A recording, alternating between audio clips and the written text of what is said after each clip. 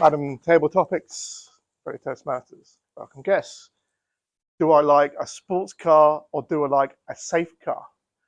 Over the last few years, I've had to go between both types, right?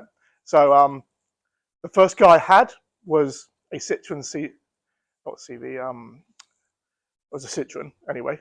And it's a mundane car that you buy when you scrape some money together and you buy it as your first car.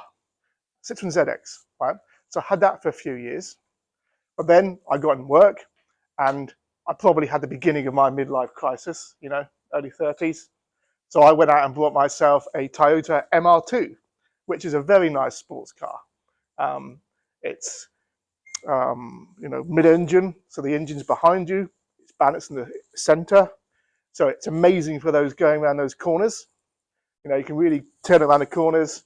Might have done a bit of, sliding around roundabouts occasionally. Don't do it too often, actually, because it messes your tires up and that stuff. But you can't help it, with a real-world sports car with a mid-engine, right?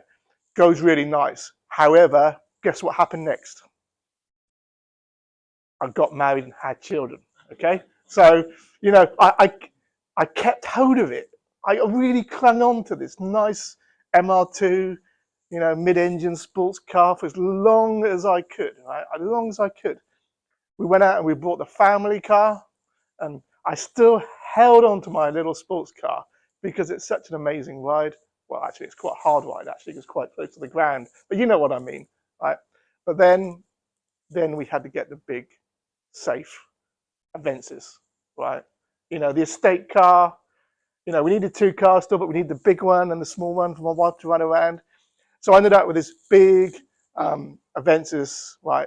And actually, that's been fantastic because what you can do with a big estate car, you can put the bikes on the top, you can put racks on the back, and you can go camping and do all that great stuff you do with your kids.